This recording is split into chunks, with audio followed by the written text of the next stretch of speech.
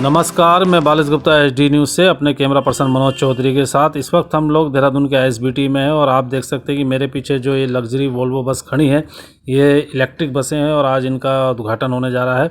और उत्तराखंड के जो परिवहन मंत्री हैं चंदन रामदास जी, अभी वो कुछ ही देर में आके इनका उद्घाटन करेंगे। और जैसा कि बताया जा रहा है कि अभी जो है PPP मोड पर ये 5 इलेक्ट्रिक बसें रोडवेज विभाग ने ली हैं और इनको जो PPP मोड पर संचालित किया जाएगा और देहरादून और दिल्ली रूट पर इनको संचालित किया जाएगा।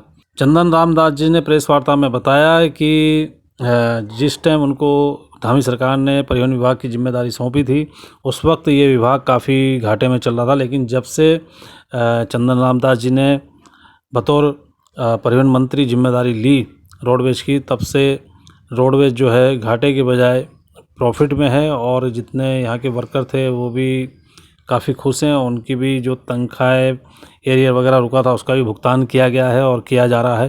चंदन रामदास जी ने बताया कि किस प्रकार PPP मोड पर भी जो है 5 बसें जो है दिल्ली रूट पर संचालित की जा रही हैं और आने वाले समय में जैसा भी रिस्पांस होगा, जल्द ही परिवहन बेड़े में काफ़ी बसों को शामिल किया जाएगा और उसमें रोडवेज अपनी खुद की बसें भी खरीदेगा और उनको भी अलग अलग रूटों पर संचालित कराएगा।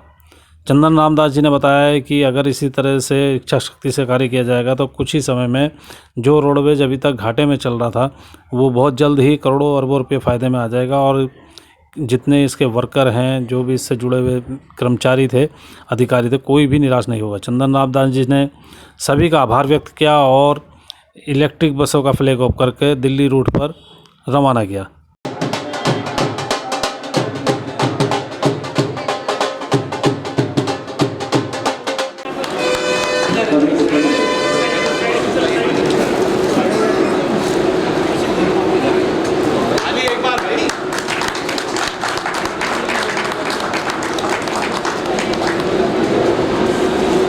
सभी महानुभावों को सर जो है वो रास्ते का स्वागत करेंगे।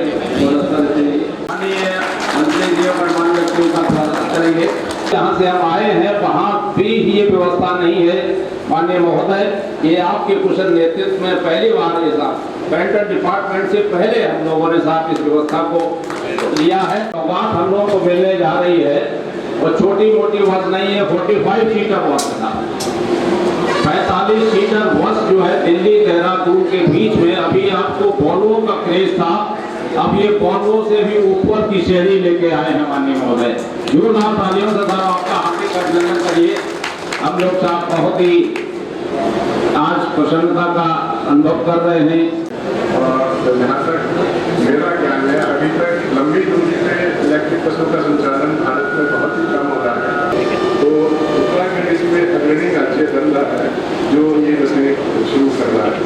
और इन बसों में जो है 330 किलोवाट पावर की बसें देहरादून से दिल्ली तक की दूरी है, बिना चार्जिंग के पूरी कर सकती है। लेकिन फिर भी सुरक्षा के दृष्टि से कितनी ध्यान मांगे से बीच में एक बार इनकी चार्जिंग की व्यवस्था रखी गई जो कि आधा घंटे में पूरी चार्जिंग होती है।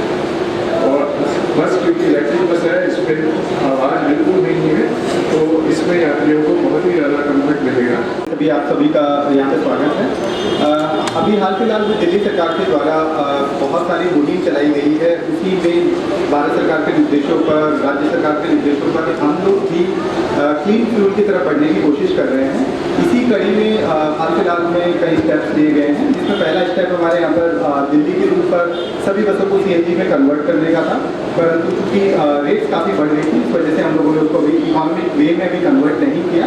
परंतु हाल फिलहाल में नई बसें जो हम अनुबंधित ले रहे हैं वो CNG के लेने का भी टेंडर ऑलरेडी फ्लोट किया जा चुका है। इवन पहाड़ी हमारे जो क्षेत्र हैं उनमें भी किए जाने की संभावना वर्तमान में प्रतीत होती है। तो ऐसी अवस्था में आप लोग उनसे भी एक एक्सपेरिमेंट करेंगे।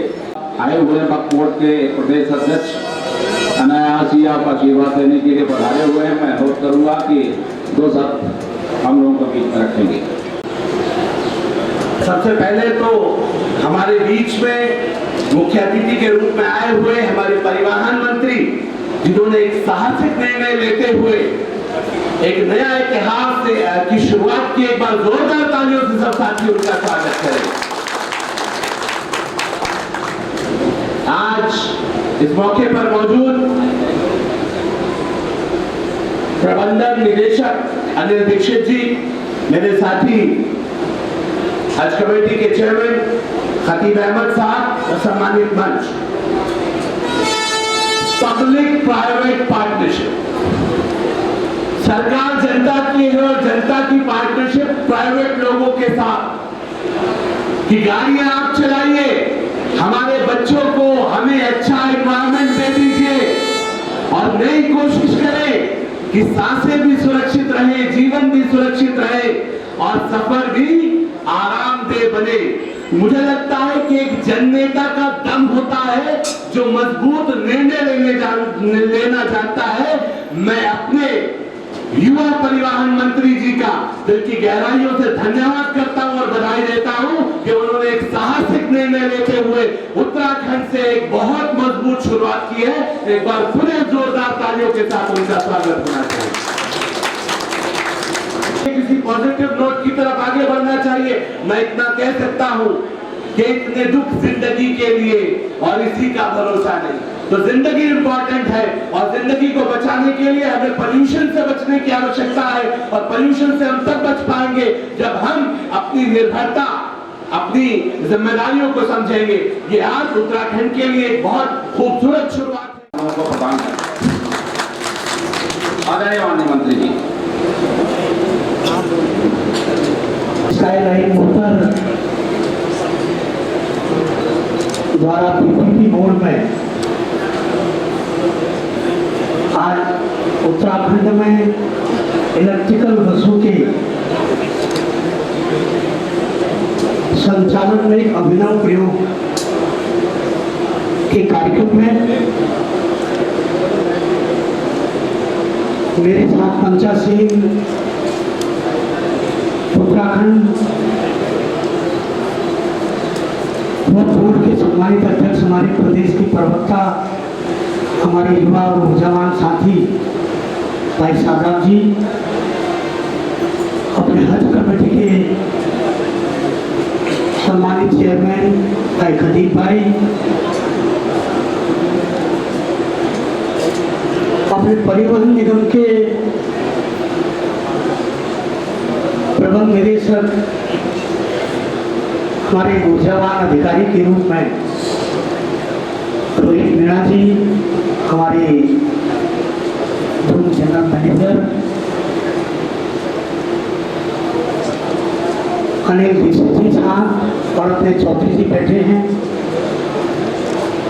सभी यहाँ पर सहयोगी उत्तराखंड परिवहन निगम के कर्मचारी, अधिकारी, मीडिया से जुड़े भाई और बहनों और उनकी टीम को और अपने परिवहन निगम को मैं बहुत बहुत बधाई और बहुत बहुत शुभकामनाएं देता हूँ।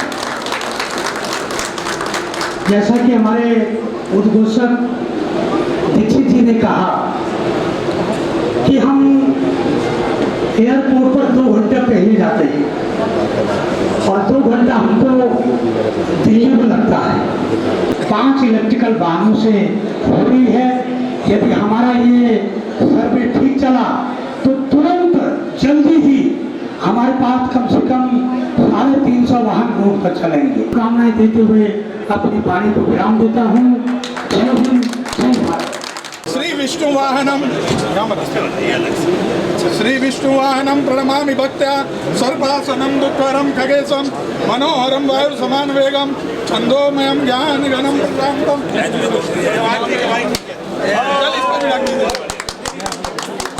मेरी तरफ से आप सभी को विशेष बधाई।